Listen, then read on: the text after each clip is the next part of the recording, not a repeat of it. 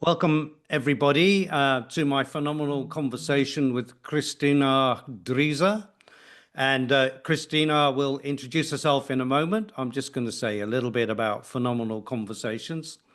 So, phenomenal conversations attempt to interview pioneers that are living the change, like Kristina. We try to amplify imagination in the midst of the polycrisis. We ask meaningful questions and broadcast more nuance and subtlety, and then try to get deep into the heart of the subject. So, and there's two formats. There's a one-on-one format today where I'm interviewing a change maker one-on-one, but once a month, about 10 times a year, often on the last Tuesday of the month, I interview a change maker and we have a collective conversation exploring the issues together, where the change maker prompts the wisdom in the room, and then we harvest the collective wisdom about the topic to get into a more full-bodied, full being conversation. So that's Phenomenal Conversations. Welcome today, Kristina. Great that you've interviewed. I'm really excited about our exploration that's going to follow. Do please tell the audience that may be unfamiliar with you a little bit about your biography and how you came to be doing the work you're doing today. Yeah, I mean, like we just said before, I'm far more interested in the person than the bio, almost most of the times when I'm with people. But I guess just a general background would be started off in the sense of finding patterns in fashion trends, and then in retail, and then in business, and then in finance, and almost like maxed out at almost on the consumer trend level. And then while I was living in Japan, I was very interested in the patterns in nature. So seasonal, tidal, lunar, and circadian rhythms. And then out of that, still I was working a lot with, CEOs and boards, and recognizing that it was actually the patterns then in people, how they were actually influencing what was emerging. So if you had, I don't know, like a bully or an orphan child around the table, it would be a very kind of different dynamic than maybe a shadow king and a trickster. And so that was really what then led to my love of archetypes. And then out of, I guess, studying the patterns or the archetypal patterns, it really led me to myth, and almost in a sense like myth as the ancient, I almost don't want to say, almost like wisdom storehouse of what it means to be a human being, and almost in a way one of the most the mythic patternings, because we're patterned beings in a patterned universe, obviously. And yes, I was known as a futurist, 20 or so years ago. So people find it a little bit of an anomaly that to go from the future to the past. Like I always say, like once upon a time is actually once upon a now. Yeah. It's not the historical past, it's the present continuous. That was a Yeah. very long introduction. I'm sorry, people listening. No, that was fine. I love that. It was succinct compared with some others. So I love this idea of you exploring myth, and I think that's where I've connected with you originally, because I think you don't talk about it. I feel you more embody it in your whole being. So I'm curious about the origins of myth, language, and story. So, what do you think gave rise to those three things? Did they co-arise, or what, in terms of your studies, have you observed or noticed about this sort of origins of myth, story, language? I mean, maybe you haven't studied it, maybe just have a take on it. I'm not sure, but love to hear I your. haven't studied it, but I might have a take on it. But I'm Yeah, also very aware that there are many takes on this. yeah, yeah, I would say, from my personal perspective, I would see myth as something that actually emerges from deeper structures yeah. and what we might call archetypes. So in Kristina's worldview, how Mm, she sees things, it's actually that the myths came out of the archetypes rather right. than the archetypes come out of the myths. Yeah, Um, and to me, archetypes in a way, rather than seeing them as like, or some people do see them as stories and narratives, that to me they're more, I would say, like psychic templates, like invisible patterns of energy and experience. And that actually, long before language, humans responded to these patterns more through ritual, Right. because they're embodied acts. Like if we, how do I say it better? There were embodied acts. Why can't I say acts? ACTS, acts, X. Yeah. acts, how was it, acts? That mirrored cosmic order. Yeah. And actually, it was these ritual acts mirroring the cosmic order that actually then channeled the archetypal energies through. And Okay. then there's symbols. So whether we want to talk about images etched into rocks or painted on cave walls. And I Yeah. feel for me, it's like word on the oral tradition before, obviously, then the written, in that direction. But I think really, in a way, I would say that myth is not the origin, but in a way, it's a translation. And it is a vessel that carries the deeper truths of Right. the archetypes then into language and into human memory. That's Yeah. that's a gorgeous way of connecting them, and I love that you have a distinct take on their relationship with each other, because they're often used conflated with can be conflated with each other as being the same thing when they're not. And I love the idea of embodied ritual forming the patterns. So And I think people yes, that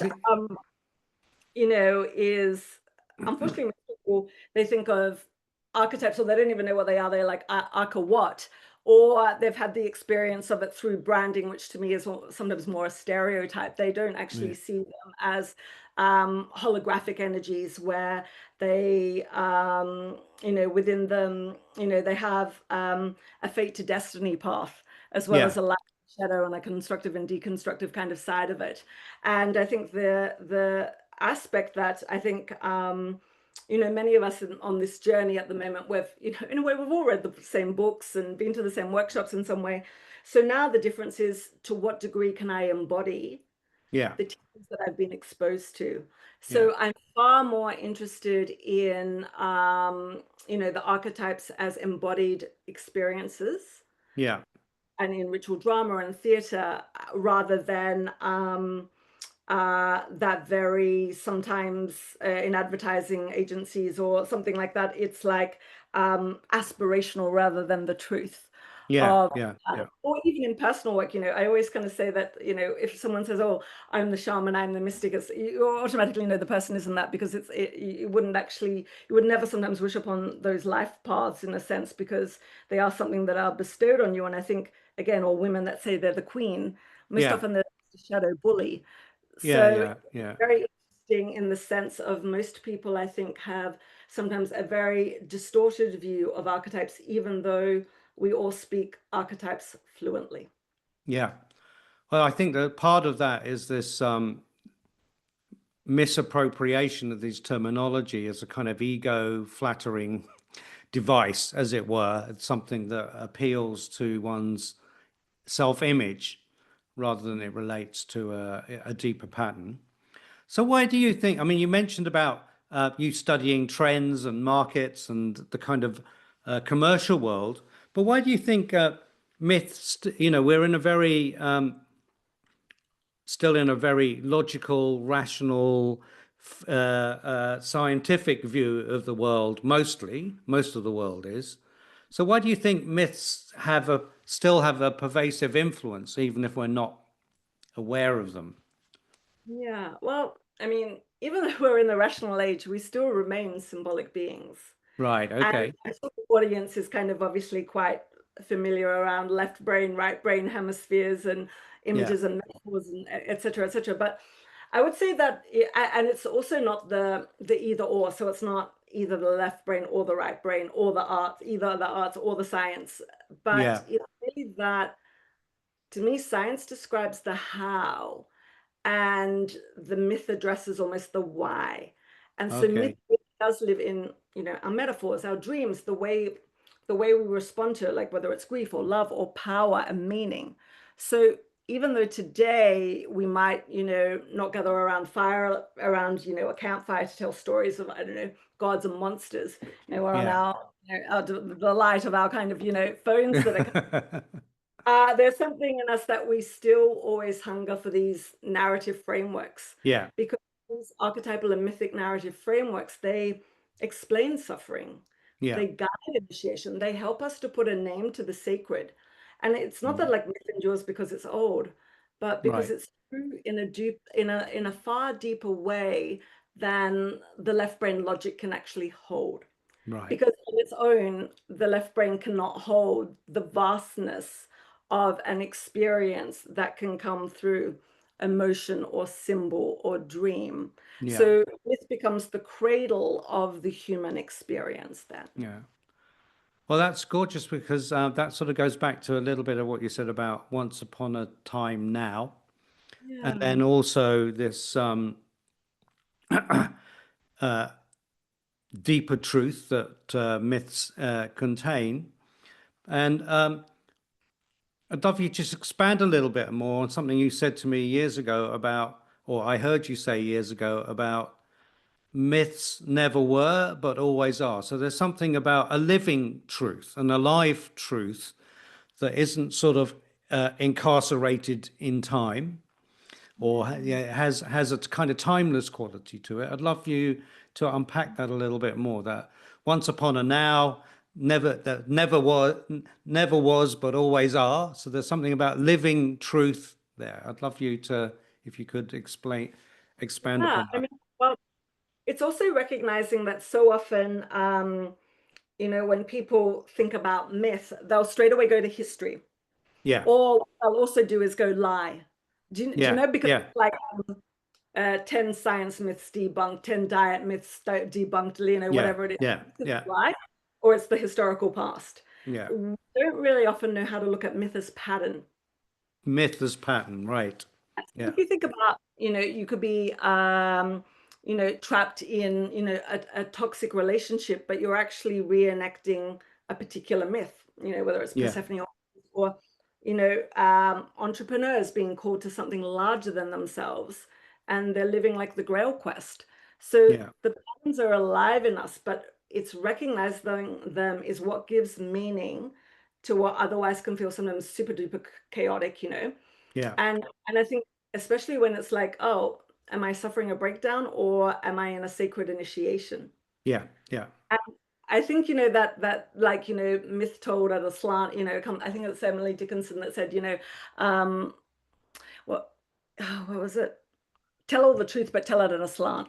yeah, And I think that's the bit where myth speaks in paradox, and we modern day people don't know, we're in this very binary, or maybe you might be in a Jungian where you hold the tension of the opposites for the numinous third.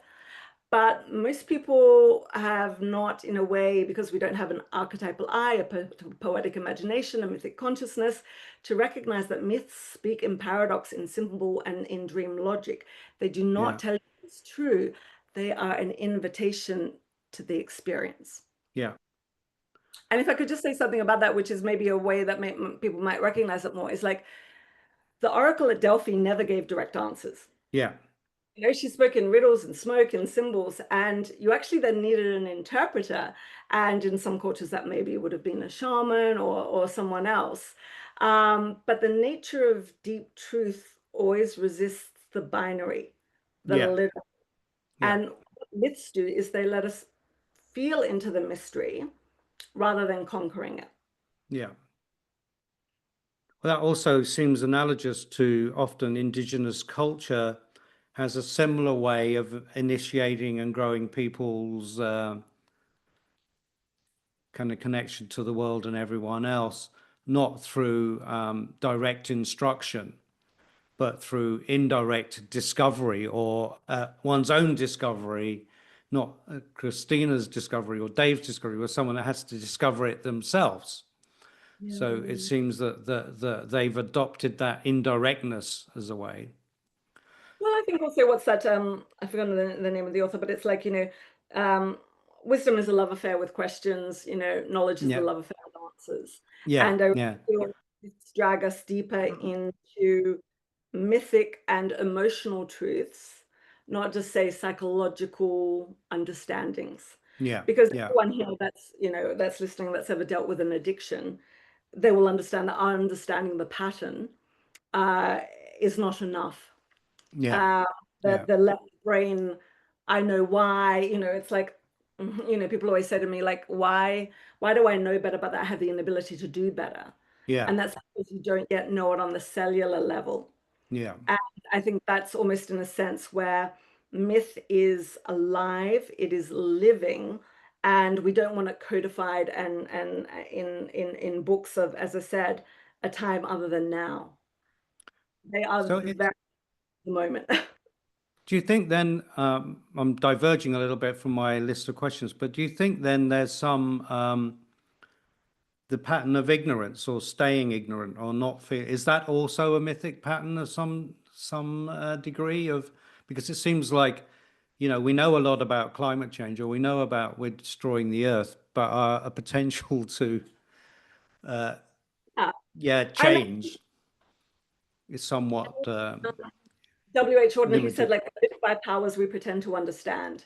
Yeah. And so often people, uh, almost in a way, it's a challenge to explain what these invisible forces are, but we could say Yeah. something like patriarchy or capitalism have an influence. Yeah. What's that? It's easier to imagine the end of the world than the end of capitalism. Yeah. So there's Yeah. invisible forces that are having an effect.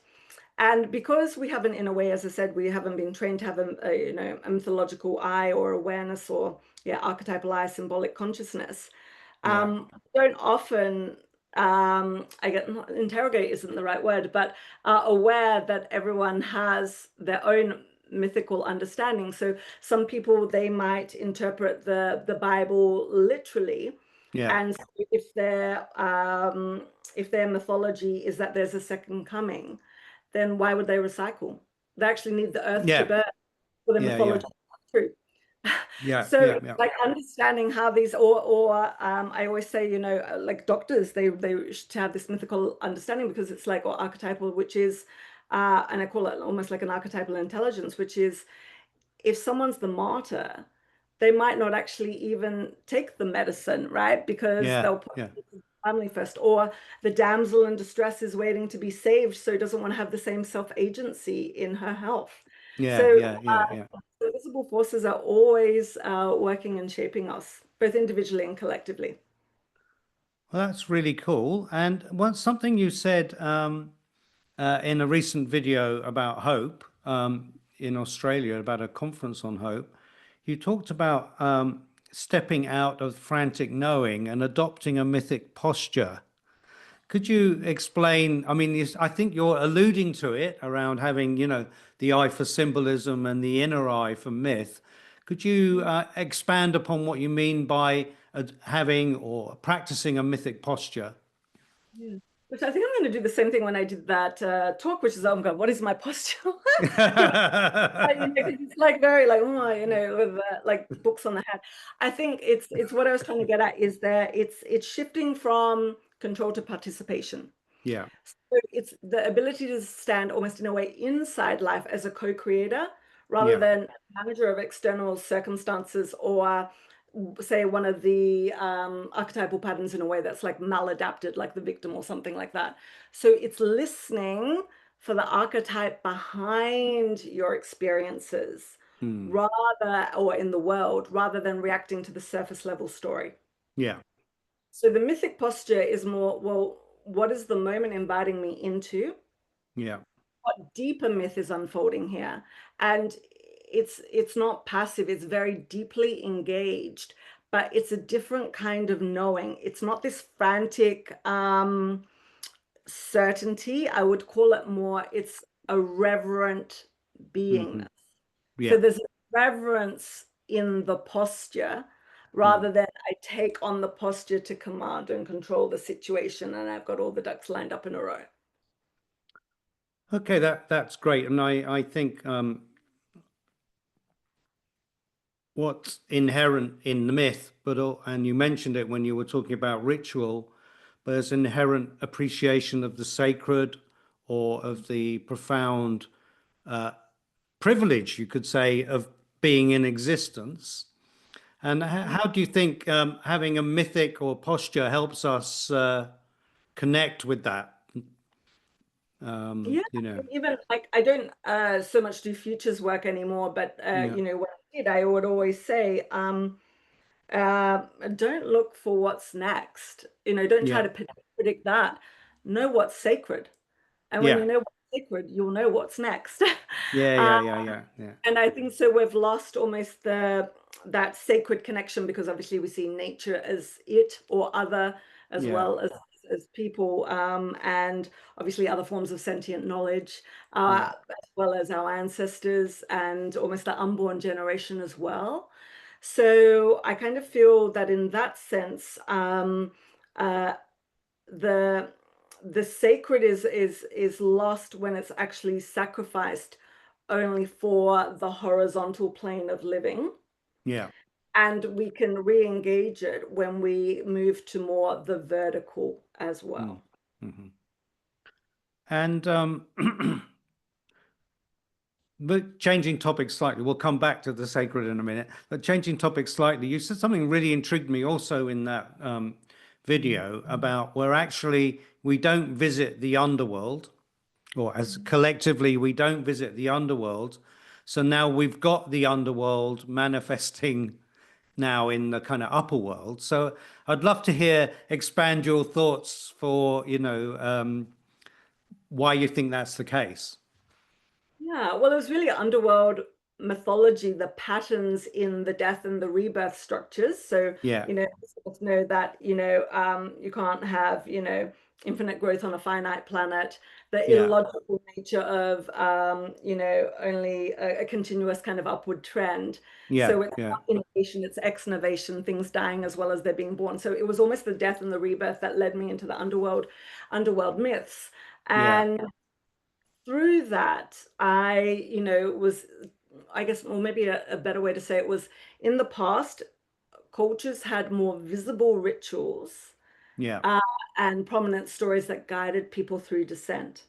Now, Yeah. whether that presents grief, failure, or loss, and this is what I did my TEDx on, archetypes and mythology, why they matter even more so today, actually talking about descent mythology. So if someone's Mm. interested, they can look there for more detail. Yeah. But it's really that we've almost avoided the dark because where we want to be in the Instagram light, or like people would say, like the highlight reel, not the scraps kind of on the floor.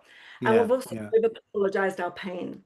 Yeah. And because we no longer visit the underworld consciously or unconsciously, so if we look at myth, Yeah. Inanna's descent was conscious, Persephone's was unconscious. Yeah. Um, because we no longer visit the underworld, it actually erupts in our everyday life. Right. Mental health crises, ecological collapse, political division. The underworld has risen Yeah. because we refuse to descend. Yeah. And we don't know how to consciously descend. It's like, how they say, like, destruction is the right hand of creation. But at the Yeah. moment, it's an unconscious destruction, not conscious destruction. Yeah. Removing, is it remove the non-essential so the essential may speak? So Yeah. what we need in culture at the moment, or not need in that sense, or an invitation, is really, how can we reimagine, relearn, re-experience how to go down consciously Mm. in community, ritually, sacredly, soulfully, Mm. so we actually can find the light in the darkness and actually return renewed, not just for ourselves, but also for the collective. So you mentioned yourself at the beginning about circadian rhythms and Mm. tuning in. So seems to be something like nature has these patterns of withdrawal, of decay, of uh, um, fermentation or whatever to decompose. So it seems like that those patterns are there, that we see them, but somehow we're not choosing to, and also indigenous cultures had their own rituals to respect those patterns. But even if I can say something on that, like, say like Yeah, there's the rise in Botox, right?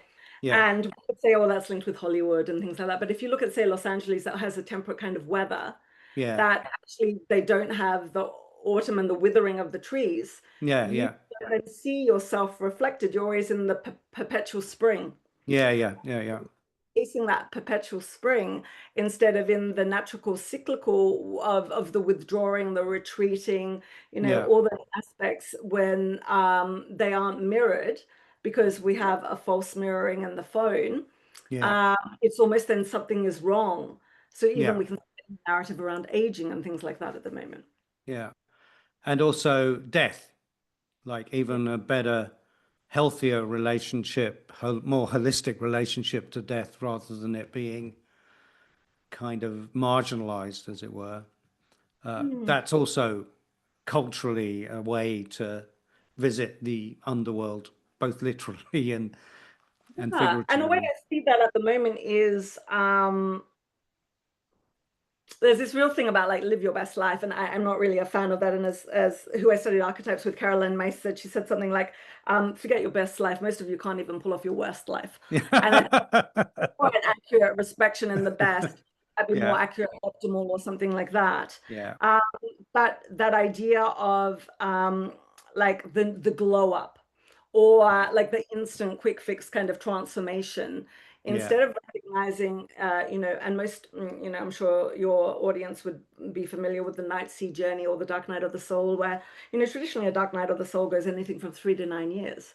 yeah, yeah, It's not like one, financial term for cycle. So it's almost that sense to be able to say, so often in the death and the rebirth process, um, there's a timing to certain aspects, say, of our psyche, or metaphorically, that are scheduled to die.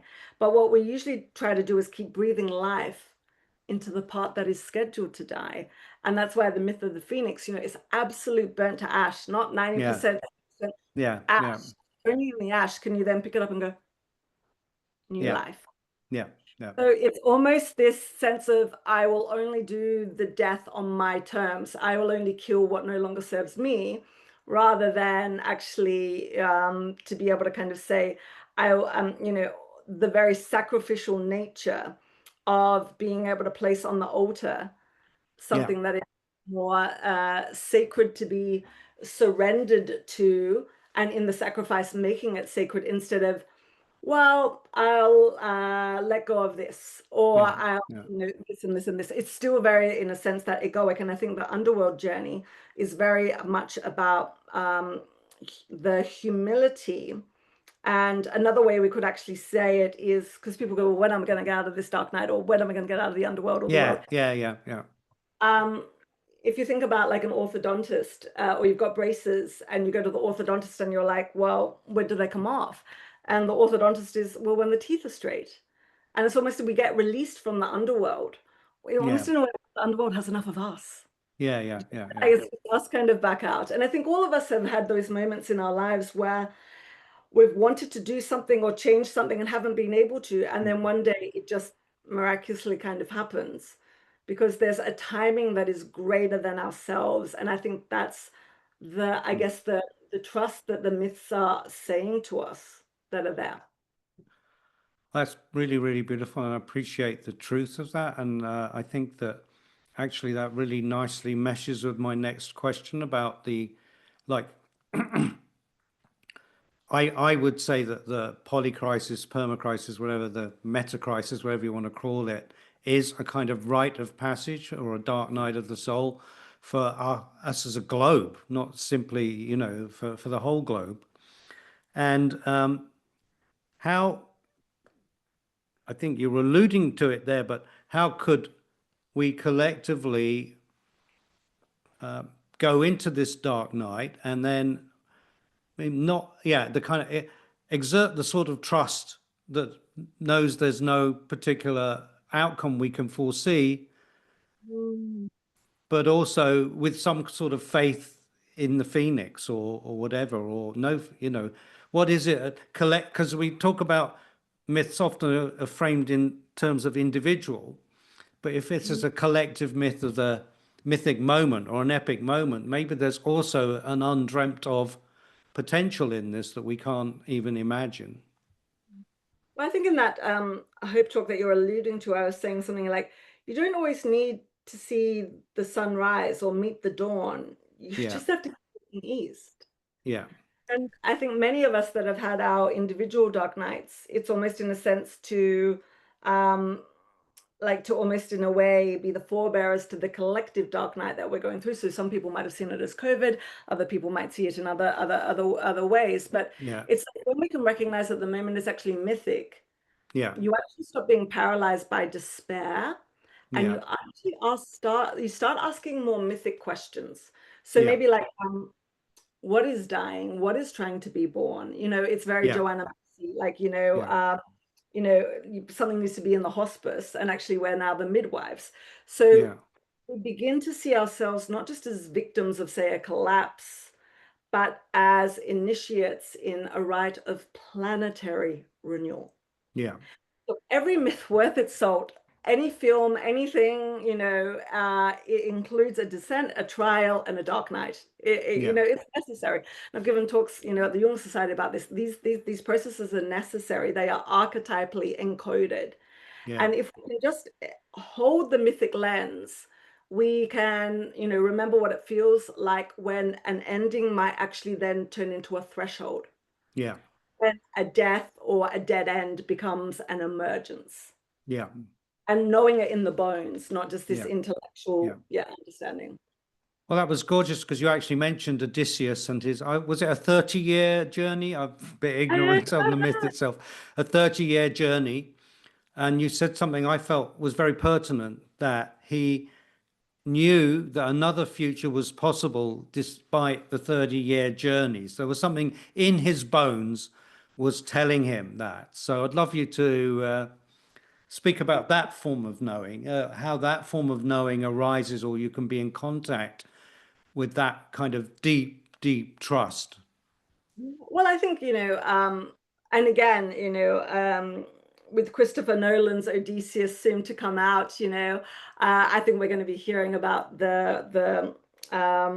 in a way, not just the relevance of this myth, but the myth as a map. Yeah, Because, Odysseus, did have, like, as you said, that bone deep knowing that some part of him still belonged to a future he hadn't seen yet. yeah, And I yes, think exactly. people feel that now. So there's so much chaos out there, but there's also this, almost like quiet intuition where it's like, I came here for this. Yeah, It's like the Odysseus, there is a part of us that knows we're on a long journey home, but it's not back to the old world. no, no, We're on this journey back to a world that we actually haven't seen yet. And that knowing is what actually can be the psychic as much as the literal lifeline when mm, everything around us feels completely unrecognizable. Because again, this idea of mythic hope, it's not optimism, it's orientation towards the future through the soul. So to say, so yes, mythic hope is there, orientation to the future through the soul, but not out yes, of, as I said, I can't stand people that talk about future proofing and all. Why are you scared? Like, you really are not almost in the truth and the vibration and the essence and the frequency of the work if you feel that you actually have to protect yourself from the future. yeah. Well, that's really, really gorgeous. And what do you think? What would you recommend people need to practice or engage in? Because, the Odysseus, the story of the bone deep knowing, it's not a guarantee of anything. And we're sort of Yeah. brought up in this transactional world to expect our efforts to be rewarded. So, what is it that we need to practice or engage in that we can let us sink into this mythic posture, know it's an epic moment, and almost give up all hope of reward for our effort? Because we're almost instantly rewarded for everything that we do, and we're kind of addicted to reward. I mean, I'm not saying it's not important, but I think this needs to meet the moment fully in the way you're saying. We need to uncouple this sort of desire for instant gratification, as it were. Yeah, I think obviously there's like instant gratification in regards to, whether it's dopamine rewards or um, the speed of Amazon Prime and things like that. Yeah, But that, and you see that a lot actually in healing, where people would say, "Oh, I pay my money to the healer, and yeah, I should be healed because there was the financial transaction there." And again, this is something that from Carolyn Mace, where she just said, so often people, when there's an illness, they keep saying, "Well, what happened in my past life to have this illness?" When actually sometimes the more pertinent question is, why am I having it now to prevent or to bring something about in the future? Yeah. So Yeah. all that understanding of a different perspective of time. But I think, well, people can access it through silence, through stillness, through soul practices that, connect them to something, older Yeah. and more ancient than the news cycle. Yeah. Or they can struggle. It's the Goethe quote. A man is living hand to mouth if he doesn't almost have the 3,000 years awareness, So Yeah. I think that it can also mean prayer. It can mean arts. It can mean the humanity. But like I said earlier, just sometimes just walking east, Yeah. literally just walking east and trusting that something will arise, because Mm. the mythic hope is different from motivational hope. It Yeah. doesn't have outcomes because it's a relationship to the unseen. Yeah. Because when you're in outcomes, it's the known, like we talk Mm. about in trends, the unknown unknowns, like you're Yeah. wanting like a fixed result from a known world. Yeah. So what we're wanting in a different way is to be in relationship to the unseen, because Yeah. you're tuning your inner compass towards a future that hasn't, in a way, yet, spoken aloud. Yes. Yeah. I love that. Attuning your inner compass to a world that hasn't spoken aloud. I love the poetry of your words. And as a final question, and I'm just making this up as I go, there's the uh, the embrace of this inner world or this invisible world.